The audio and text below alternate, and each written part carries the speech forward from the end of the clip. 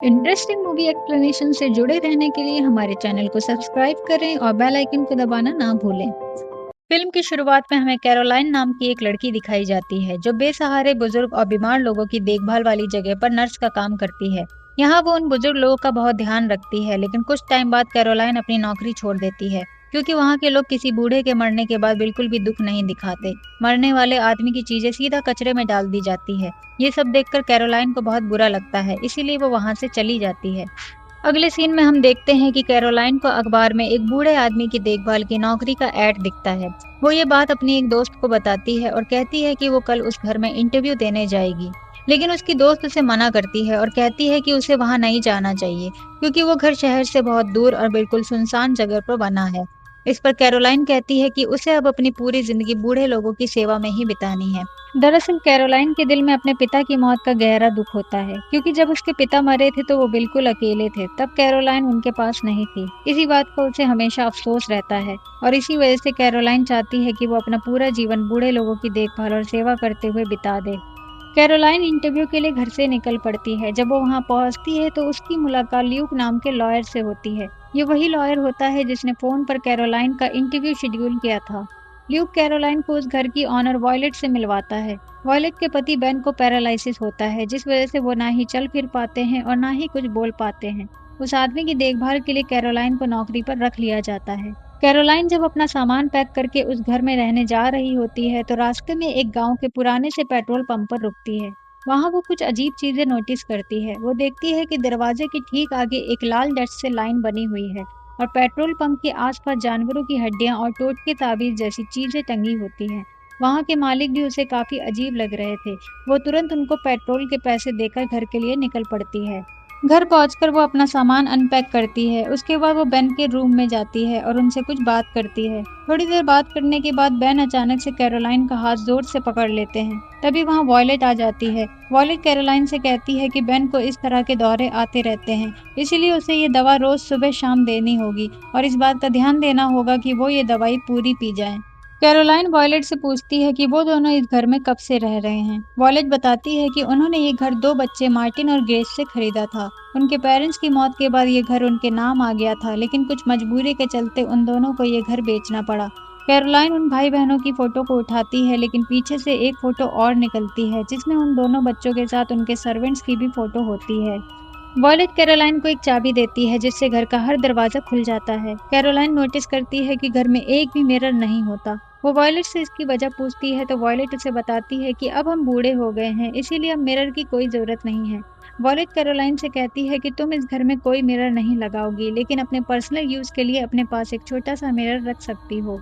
अगले सीन में हम कैरोलाइन को गार्डन में बेन का ध्यान रखते हुए देखते हैं। तभी वॉयलेट कैरोलाइन को एटिक में से कुछ सामान लाने को कहती है। वो जब एटिक में जाती है तो उसे वहां एक दरवाजा दिखता है जिसके अंदर से कुछ आवाज आ रही थी।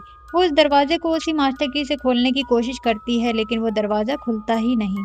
वो वॉयलेट से उस दरवाजे के बारे में पूछती है। वॉयलेट कहती है कि इस घर में बस वही एक दरवाजा है जो कभी नहीं खुलता। जब हम यहाँ आए थे तब से वो दरवाजा बंद ही है। रात के टाइम जब कैरोलाइन सो रही होती है तब उसे ऊपर वाले रूम से कुछ आवाज सुनाई देती है। वो उठकर बेन के रूम में जाती है, लेकिन बेन वहां पर नहीं होता। फिर कैरोलाइन खिड़की से बाहर देखती है तब उसे बेन बाहर छत पर रेंगता हुआ दिखाई देता है। थोड़ी देर में बेन वहां से नीचे गिर जाता है, जिसके बाद कैरोलाइन और वॉलेट दोनों ही बाहर आ जाते हैं। कैरोलाइन तुरंत बेन की व्हील चेयर लाने के लिए बेन के रूम में जाती है। वहां वो देखती है कि बेन ने अपनी बेडशीट पर हेल्प मी लिखा हुआ है, जो उसने गमलों की मिट्टी की मदद से लिखा था। कैरोलाइन उस बेडशीट को छुपा देती है और व्हील चेयर के साथ वापस आती है। जब कैरोलाइन बेन को उठाकर व्हील चेयर पर बिठाने लगती है तो बेन उसकी तरफ ऐसे देखता है जैसे वो किसी बड़ी मुसीबत में फंसा हो। अगले दिन ल्यूक वहां आता है। थोड़ी देर बाद कैरोलाइन उसे उसी बेडशीट को दिखाती है जिसमें हेल्प में लिखा था, लेकिन जब वो बेडशीट बाहर निकालती है तो उसमें से वो शब्द गायब होते हैं। वो ल्यूक को बेन के बारे में बताने वाली होती है, लेकिन तभी वहां वॉयलेट आ जाती है और ल्यूक को अपनी विल के बारे में कुछ बात करने के लिए बुलाती है। ल्यूक कैरोलाइन को अपना कार्ड दे देता है और बोलता है वो जब चाहे उसे मदद के लिए उसे कॉल कर सकती है। अगले सीन में हम कैरोलाइन को उसी एटिक रूम में जाते हुए देखते हैं। वो एक चिमटी की मदद से उस लॉक में से कोई चीज निकालती है जिस वजह से वो दरवाजा खुल नहीं पा रहा था। उसके बाद वो मास्टर की से आखिरकार उस बंद दरवाजे को खोल लेती है और अंदर चली जाती है।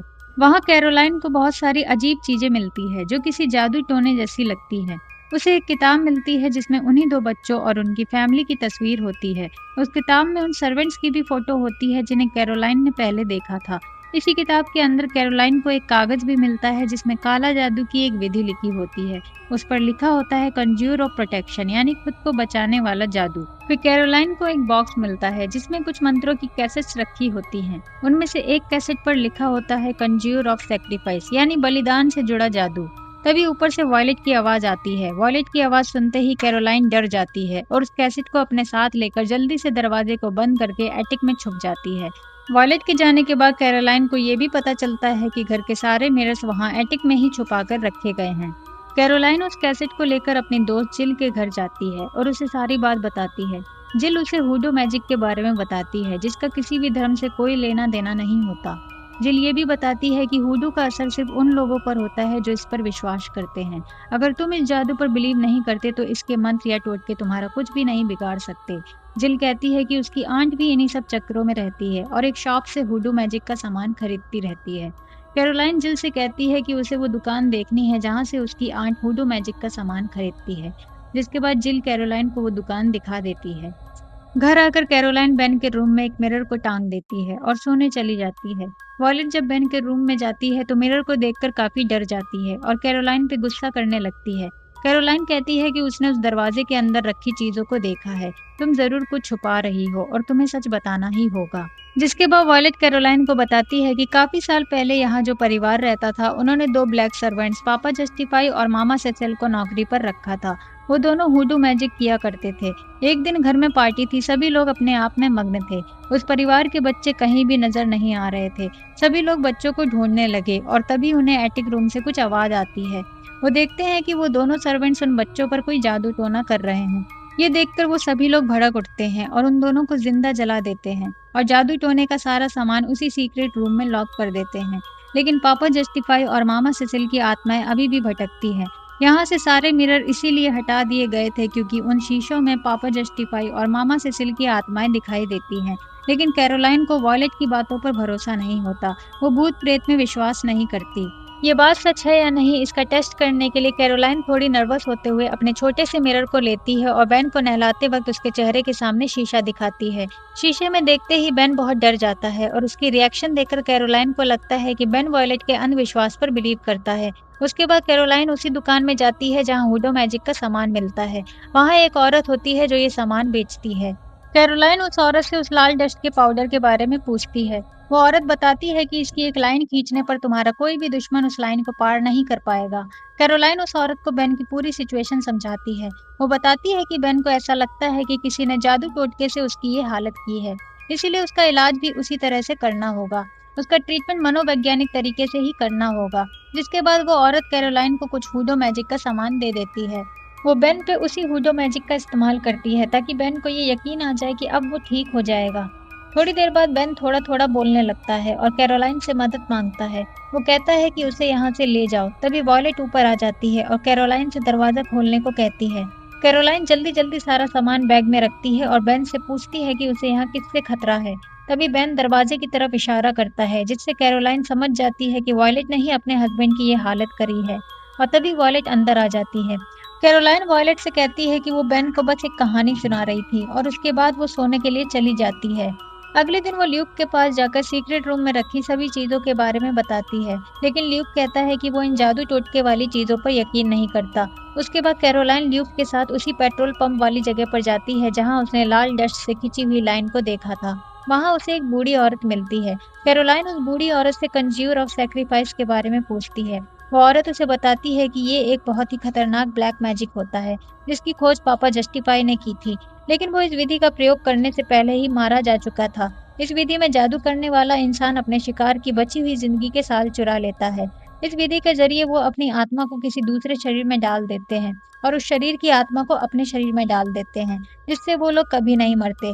इसके बाद कैरोलाइन को भी हुडो मैजिक पर विश्वास होने लगता है और वॉयलेट के लिए उसका शक और भी बढ़ जाता है।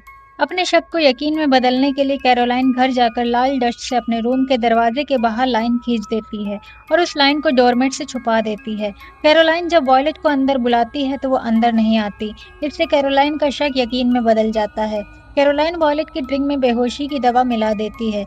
और बेन को वहां से ले जाने लगती है। वॉयलेट नशे की हालत में एक कागज के जरिए कोई रिचुअल करती है और एक मंत्र को पढ़ने लगती है, लेकिन कैरोलाइन उससे वो कागज छीन लेती है। वो बेन को कार में लेकर जाने लगती है, लेकिन मेन दरवाजे पर ताला लगा होता है। जिसके बाद कैरोलाइन बेन को स्टोर रूम में छुपाकर उस घर से निकल जाती है और सीधा ल्यूक के घर पहुंचती है। वहां पर एक म्यूजिक का रिकॉर्ड चल रहा होता है, जैसा म्यूजिक कैरोलाइन ने वॉयलेट के घर पर सुना था।